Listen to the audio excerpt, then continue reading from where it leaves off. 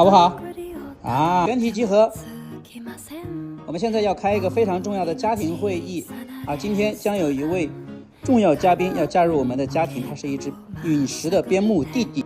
那么我希望在接下来的一段时间里，大家可以相互学习，要把我们家优良的传统延续下去，好不好？啊，好，真棒！好，散会。大家所看到的这些东西呢，都是我为即将到来的新小狗准备的衣食住行相关的一些东西，都是我用的一些非常好的东西。如果有新手养狗的朋友，可以参考一下。我们从这个尿垫和围栏说起，我是非常喜欢用这个围栏来训练定点大小便的，它的成功率非常的高。围栏的好处呢，它比笼子大，它可以改变它的形态，像这种呢，它可以放大、缩小，还可以加。然后厕所呢，我是用的这种的，这种的好处呢，它可以把尿垫全部包在里面。很多小狗它喜欢撕扯尿垫，你把它尿垫单独的放上去呢，它会把它撕得稀烂。那么这个呢，就是把它压在下面，然后把它夹住。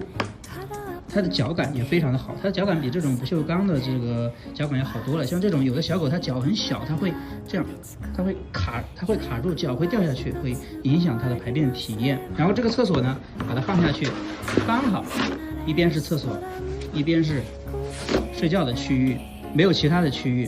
到后期我们会改变这个厕所的大小，会把它逐渐缩小，然后增加它的活动区域，后面再把它放出来散放。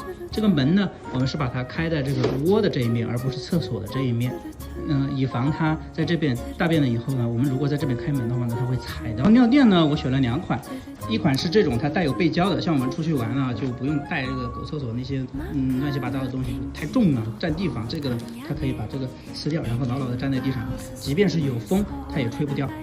然后有的小狗呢，它喜欢跑来跑去，脚会戳这个尿垫，如果你不固定住的话呢，它会飞得到处都是的，就不好用。然后刚开始训练定点大小便的呢，我建议用这种功能型的尿垫啊，它有这种除臭型的，有的小狗它拉的特别的臭，那可以用这种除臭型的。有的小狗呢，它喜欢撕咬尿垫的，那么可以选这种苦苹果防撕咬的。还有这款是训导型的尿垫呢，有些狗狗它是第一次学这个定点大小便，那用这个呢，我们的进度呢可以加快一些。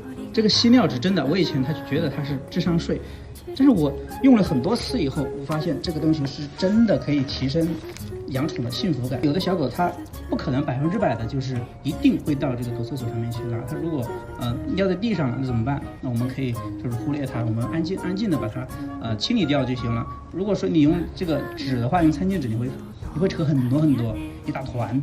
那这个呢，我放一片在这里，让它慢慢的吸干，然后再用这个铁锤喷雾喷在地上，喷在这个尿的这一块地上，让它慢慢分解。那这一块呢，就再也没有这个尿的味道了，它就不会下一次还在这个地方尿。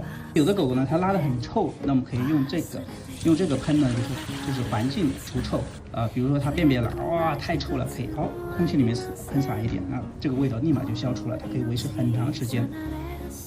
那这个呢，就是我拖地用的。主粮呢是他之前吃的主粮，我就提前备了一袋在这里。零食了，我挑了一些就是比较容易消化的冻干零食，冻干类的，像这种鹌鹑啊，然后这个猪心啊，秋刀鱼啊，还有这个牦牛冻干啊都可以。还有这种小块的很小的零食，可以用作这个训练的时候用。还有这个啊。这个就非常方便了，这一罐里面有很多一小颗，里面有很多。而这个外出的时候呢，放在口袋里面，放在兜里面是非常方便的。这个用作训练的奖励零食是非常好的，而且它是新西兰的草饲羊奶，它这个对宠物的这个营养会非常好。还有营养品，其实小狗到家的头几天是不需要吃很多营养品，因为这只小狗呢，它是这个救助人，它救助的一只这个小边牧，它现在3个月大了，体型还非常的小，比就是很小的时候差一点就挂了，然后细心的调养了，现在才慢慢好一点，所以我才准备了这个补血蛋白的这个冻干，可以提升它的免疫力，因为它现在又换了新环境嘛。还有益生菌，益生菌它换新环境，益生菌是非常必要的，可以调理它的这个肠胃。在我们换狗粮啊，或者说小狗换新环境啊，或者说我们带它出去玩呢，都可以带着这个益生菌。但是平时的时候就不要给它吃了啊，不要给它吃了，平时不要给它吃，它只有这2个用处。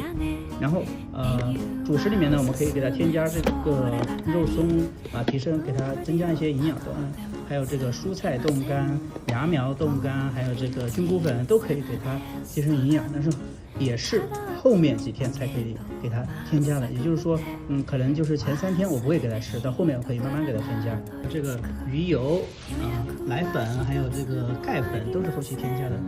奶粉的话呢，我们要选择这种零乳糖的奶粉。如果说要训练定点大小便的话呢，我们可以就是水里面兑一些奶粉，骗它喝水，让它多尿，这样我们训练的机会就会更多。还有这个药品呢，我提前到宠物医院里面去买了一些，备了一些在这里，以防万一。还有这个驱虫药，那小狗来了以后，过2天肯定是要驱虫的，驱虫药提前给它备在这里。玩具的话呢，一款是这个曼氏碗，还有一款是这个藏食的曼氏碗。这个呢可以用作我们脱敏，比如说剪指甲，或者说给它梳毛，或者说我们的身体用。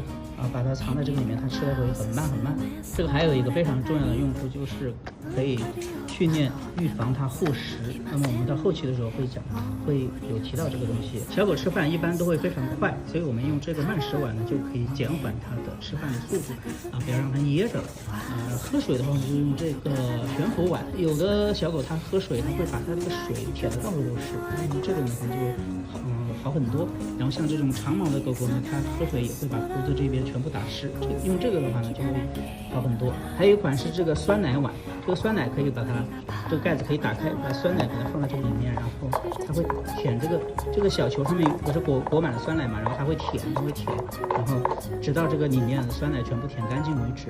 这个可以让它可以消耗它的精力，比如说我们没有时间管它呀，可以弄一盒放在这里，让它自己慢慢去舔。玩具呢，我给它准备了一堆的玩具众所周知，边牧呢它是精力非常旺盛的品种，那怎么办呢？这个小黄鸭几乎养犬的人手一只，对吧？小黄鸭，还有这个藏食益智玩具，这个是这个升级版的，这个里面可以藏很多这个主粮或者说冻干零食啊，给它放在这个里面，让它慢慢的去消耗精力，这样子的话它就没有时间再去拆家或者说睡觉了。还有很多像这种里面有响指的，而且咬起来还会叽咕叽咕叫的，这个里面也可以藏食，像这种的也可以藏食，然后还可以玩拔河游戏，它咬住这一面，然后我们拉扯这一面，因为小狗的牙齿会非常非常尖的，它如果经常性的叨你的手的话呢，很可能会划伤，所以我们玩呢经常用玩具跟它玩。还有一款笔记本电脑，这个里面也可以藏食，然后这个也可以藏食，也可以里面也可以有很多这个小玩具。有的狗狗它不是喜欢拆窝嘛，它把窝里面的棉花什么东西全撕出来，那这个呢就可以满足它的这种需求。还有这个小章鱼玩具，这个也是可以玩拔河游戏的。那小狗玩拔河游戏我们就轻一点，因为小狗的牙齿很嫩，不要给它拔掉了。还有这个纸巾，它里面也是可以藏食的。很多小狗它对这个撕扯纸巾是情有独钟的，可以满足它，没关系啊，可以满足它。然后这个是大一点的时候用的，这个可以，这个是一个吸盘，它可以牢牢的吸在地上，然后小狗拔这个的时候呢，这个小鲨鱼里面它会叫，它拔的时候它会叫，它就会有成就感，可以消耗它的精力。那小狗到家是不能洗澡，那怎么办呢？我们有这个免洗手套，还有这个滋水，可以给它清理身体上的这个脏的东西，可以慢慢的抚摸它的毛发，慢慢的搓它的毛发，把这些脏东西给它清除掉，然后再用这个吹风机。这个吹风机我用了很长时间的，这款吹风机是我用作这个小狗脱敏吹风机的时候用的，因为它最小的档，风非常非常小，哪怕是害怕吹风的猫，就是应激的那种猫，用它最小档也可以用，所以我用它呢比较多一些。它的最大风力又很大，最小风力呢又很小。然后小狗如果嫌它嘴巴臭呢，可以水里面兑一些这个洁齿水啊。然后刷牙的话呢，现在它不用刷牙，因为它牙齿现在还很嫩，还没有换牙。那我们可以用这种指套，那这个独立包装的它就非常的清洁，用这个指套呢沾一点牙膏，可以给它脱敏，给它牙齿摩擦它的牙龈牙齿，慢慢的给它脱敏。因为小狗的抵抗力比较弱嘛。洗碗呢，我们就用这个洗碗慕斯。如果说用清洁精呢、洗洁精呢这些东西呢，就是很可能有残留，对小狗的身体会非常的不好。如果说是长时间的，你哪怕是用清水洗的话呢，它上面会有一层膜，会一层油膜，口水什么的粘在上面很难洗掉。用这个呢就洗得很快，而且它的除菌效果也是非常好的啊。这个呢也是这个湿纸巾，它是一张张抽取的。它比这种的密封性要好很多啊，擦脚啊、擦脸啊都可以，擦嘴巴都可以。然后这个呢是户外喷雾，等到可以疫苗打完了以后，可以户外玩耍的时候，我们再用这个给它喷在身上，防护效果会非常好。这个也是用了很长时间的。然后接下来就是一些也是护理的这个梳子呢，边牧的话，它顺毛的这种需要用这个软毛针梳就行了，这个非常好用，我也用了很长时间。像指甲钳呐、洗耳朵的这些啊，也都是必备的啊。还有这个剃刀，这个剃刀手感非常好，看上去很结实，而且它的这个刀头是，我不知道是什么合金的，反正非常的结实。它开启的时候，这个声音也很好听。这个是我用的最好的一个剃刀，而且性价比非常非常的高。我以后呢，其他剃刀我都扔掉了。这位救助人给我发的他的照片，我看了有泪痕，所以我还给他买了这个泪痕粉，还有这个滴眼睛的眼药水，还有一个中大型犬非常好用的一款食便器。这个食便器我之前也设想过，但是没有能力去实现它。现在有了懂宠物的老板就把它实现了，我要给大家展示一下。它的狗体工程学设计的非常好。你看，打开以后，它是一个菱形的，然后可以伸长、缩短。它这种菱形的设计呢，就是很大程度上减少它碰触小狗的裆部。像比如说，这是小狗的裆部啊，你看这样子，就是如果是菱形的话，你可以把它伸进去很多，而不会碰到它的腿，就是不会让它敏感害怕。然后它这种换袋子的这种方式呢，很方便，你只需要把它倒过来，比如说这个，把它倒过来。好，掉了，是不是很快？然后换的话呢也很简单，把它穿进去就可以了。当然了，这个还是要做一点脱敏训练才可以的。像很多这种不敏感的狗呢，可以立马就使用，但是敏感的狗，像边牧这些比较敏感的狗，我们就需要提前做一些脱敏训练。它的这个设计，即便是有很大的风，也可以用它。我也用了很长时间了。然后比如说起风了，对不对？你路边捡一块石头，把它放进去就可以了。好，这样就可以用了。你就跟着它，你把它打开，把它拉长，你就跟着它走就行了。你看着它，就是屁股撅着了，然后将要拉的时候，把它伸进去，不要突然间砰一下啊，这样就会让它很害怕的。慢一点放过去，它不会那么快就拉的。你用几次，基本上都这个很快就掌握了这个时机了。它的收纳呢也很方便，你看它这里有个拐角，这里有个拐角，我们只需要把它拉过来，好，直接揣到兜里面。好，是不是很方便？我一般出去的话呢，我会带一个备用袋子，等它第一次拉完了以后呢，我把备用袋子套上去，然后再跟着它走，以防它后面再会拉。这个东西呢，就是养中大型犬的朋友真的可以入手一个。我真的是用了一段时间，我才发现它的好处，真的，你像有的很多中大型犬，它拉的特别多。你像阿拉斯加，哇，我一只小狗今天拉的至少得有4、5斤的那样，你想想怎么把它捡起来丢到垃圾桶里面去，太难了。你如果不捡的话，那对吧？大家都知道什么后果，对吧？所以说我们要保护环境呢，也要这个养成这种文明养犬的习惯。